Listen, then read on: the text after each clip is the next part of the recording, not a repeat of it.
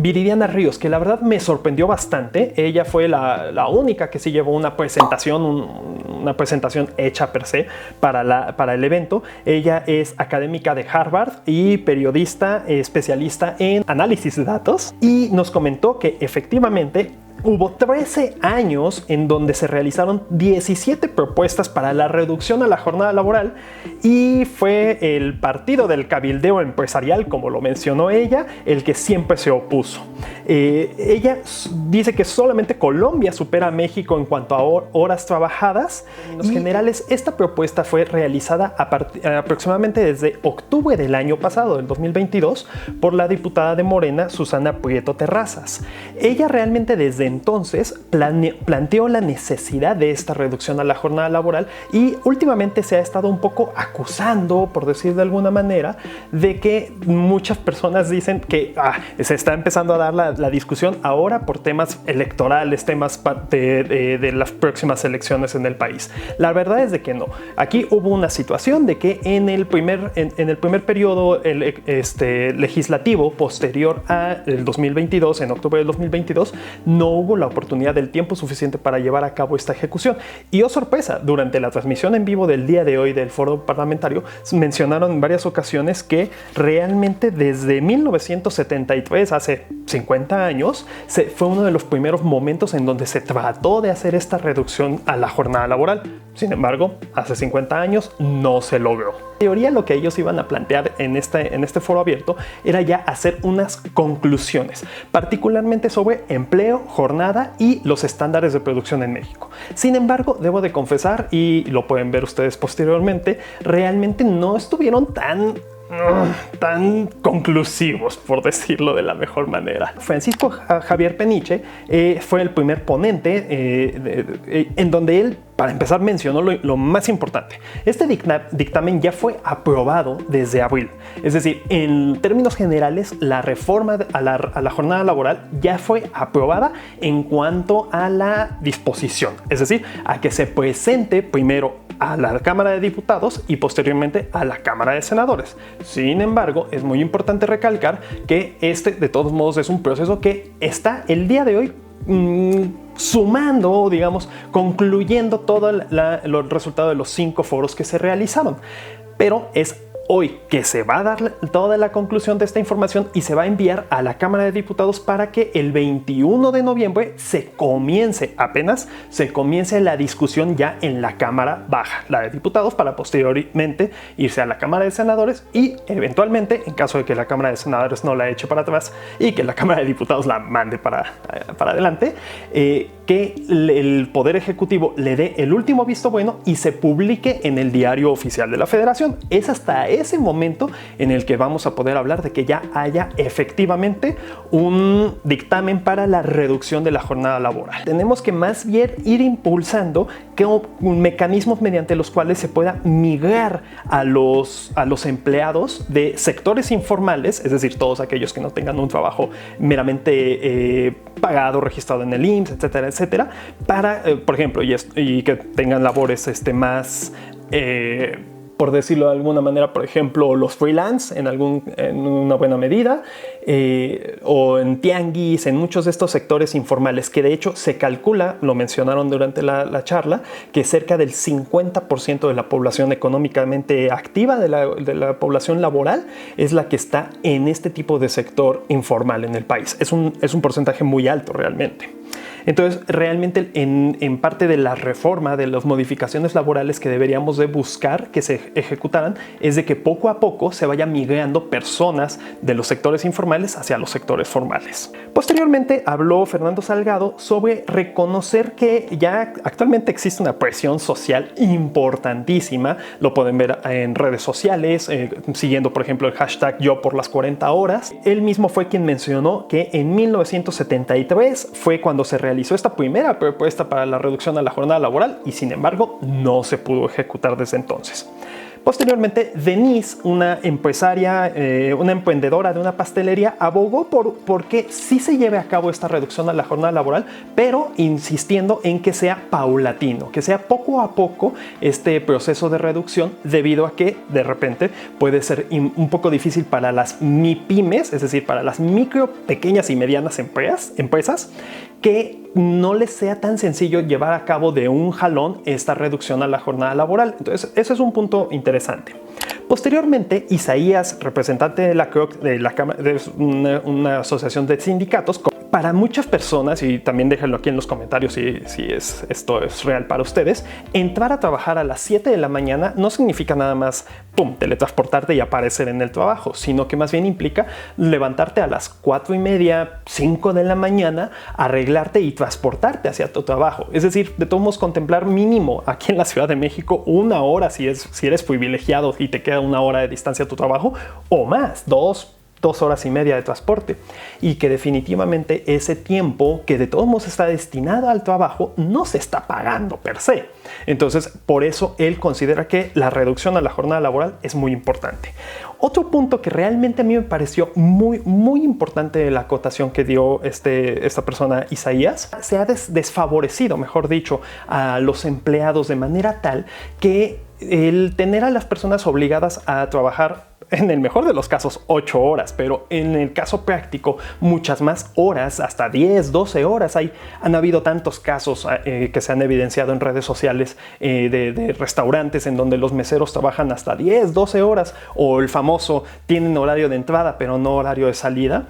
¿Eso qué significa? Él comenta que existe una descomposición por parte de la sociedad muy grave, muy peligrosa, porque nos empuja, por ejemplo, a que los jóvenes se vean educados. Antes se decía por la televisión, ahora por las redes sociales, por el internet, YouTube, etcétera, etcétera, que es lo que está realmente ahora educando a las nuevas juventudes, porque como tanto mamá como papá tienen que salir a trabajar, no tienen la oportunidad de tener esta convivencia con su familia para poder enseñarles valores, costumbres, tradiciones, etcétera, etcétera, y cuidar realmente a su familia. Posteriormente, Juan Carlos Velasco, también especialista en Derecho, abogó por la necesidad de crear una mayor justicia social para la clase trabajadora del país.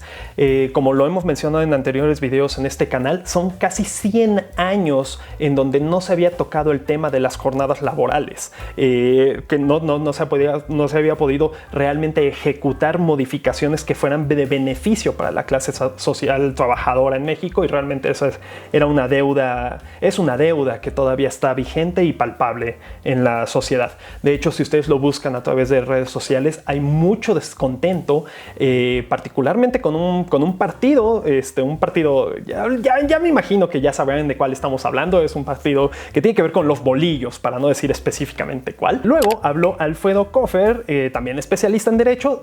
En esta ocasión fueron bastantes especialistas en Derecho los que estuvieron participando en el Parlamento. Mencionó que él representa, o él venía representando, la Cámara Americana de Comercio en México, en donde pertenecen cerca de 1,400 empresas afiliadas y dan empleo a 8 millones de personas. De tal modo que son la quinta parte del PIB, según esto esta persona planteó. Él mencionó que es muy importante dar a cabo una discusión amplia en el tema, y propuso que se llevara a cabo, sí, la reducción a la jornada laboral, pero de una manera gradual. No especificó de primera instancia qué gradualidad se refería, pero sí que se vaya ejecutando poco a poco. Dijo que es muy importante comprender que para las industrias modificar procesos productivos no es algo que suceda de la noche a la mañana. Tendrían que ir viendo cómo ajustar sus jornadas laborales, ajustar quiénes estarían realizando tales y cuales trabajos, y sobre todo volvió a hacer hincapié en la necesidad de mejorar de migrar personas que trabajen en sectores informales hacia la formalidad, y por supuesto que la salud mental de los empleados, y no solo la salud mental sino la salud en general, tenga mejores prestaciones. También regular en la medida de lo posible, o buscar promover que las personas tuvieran un mejor sistema de transporte hacia sus empresas. Y, por ejemplo, dijo que aquí el tema, y es muy cierto este asunto, es que en México cerca del 85-90% aproximadamente de las empresas son pymes, es decir, micros y pequeñas, medianas empresas. Y que de repente tal vez para estas empresas sería difícil ejecutar sin gradualidad o de una manera muy rápida esta reducción a la jornada laboral. Posteriormente, José Reynol, también especialista en derecho sindical, dijo que es necesario negociar mejores prestaciones en los contratos colectivos más allá de directamente solamente la reducción a la jornada laboral, que realmente él considera, o él ha platicado con muchos trabajadores en el sector sindical, que para muchos de ellos es mejor tener más ingresos que más tiempo de descanso. Yo creo que ni una ni otra. Déjenlo aquí en los comentarios. ¿Ustedes qué opinan? Vamos a hacer una pequeña votación. ¿Ustedes qué preferirían? ¿Tener más ingresos o más tiempo disponible para hacer uso de su tiempo en las actividades que realmente quieran? Viridiana Ríos, que la verdad me sorprendió bastante. Ella fue la única que sí llevó una presentación hecha per se para el evento. Ella es académica de Harvard y periodista especialista en análisis de datos, y nos comentó que efectivamente hubo 13 años en donde se realizaron 17 propuestas para la reducción a la jornada laboral, y fue el partido del cabildeo empresarial, como lo mencionó ella, el que siempre se opuso. Ella dice que solamente Colombia supera a México en cuanto a horas trabajadas, y el argumento, este es un dato que a mí la verdad me dejó helado, la verdad yo no lo conocía y me pareció bastante sorprendente, de que dice que el argumento que a las empresas no les alcanza no es real. ¿Por qué? Porque dice que, por ejemplo, y lo puso con una plantilla muy interesante, en la mayoría de los países de la OCDE, la partición de recursos de los dividendos, digamos, de lo que genera una empresa a lo largo de un año, es en donde los empleados se quedan con un 69% de estas utilidades, de estos beneficios, y los patrones con un 31%. En México, y esto me dejó sorprendido, es cerca del 66% de los beneficios de una empresa se quedan con el patrón y solamente el 34% con los empleados. Entonces realmente eso es un poco escalofriante saber ese dato. Vamos a profundizar más al respecto en un video en particular reflexionando sobre este tema, así que les recomiendo mucho que se suscriban al canal para estar al pendiente. Luego, Susana Prieto Terrazas, que es, yo creo, la más grande partícipe, la más grande promotora de esta propuesta de la reducción a la jornada laboral, dijo que ella tal cual no descubrió el hilo negro, sino que ella se puso a investigar, a entender, a platicar con los empleados, con los trabajadores en México, y a descubrir que realmente hacen falta muchas mejoras, muchos beneficios a los empleados en este país, que ya van desde hace muchos años viviendo este tipo de situaciones. Entonces realmente estuvo muy interesante. Posteriormente, Isaías, de nuevo nuestro compañero de la CROC, hizo una mención súper fuerte realmente, que dijo que, compañeros de la industria, compañeros empresarios, la informalidad se combate con mejores salarios y prestaciones, porque vivimos con un pobre salario y pobre tiempo, lo que nos da como resultado una pobre sociedad. Y eso es muy cierto, porque él mismo planteó que él ha sabido de personas que prefieren, en lugar de tener un trabajo formal, de tener un trabajo de 9 de la mañana a 5 de la tarde, por decir algo, en una oficina, prefieren abrir un puesto de tamales, abrir un puesto de tacos, abrir cualquier otro sector informal, en un tianguis, por ejemplo, porque dicen, ¿sabes qué? Yo en un día de trabajo en este tipo de sector, en este tipo de negocios, gano 3-4 veces más que en un trabajo de oficina, en un trabajo normal. Eso es muy cierto en este país. Hay muchas cosas por arreglar, y la verdad es de que allí Isaías hizo una aseveración muy importante, de que ya no estamos en tiempo para esperar.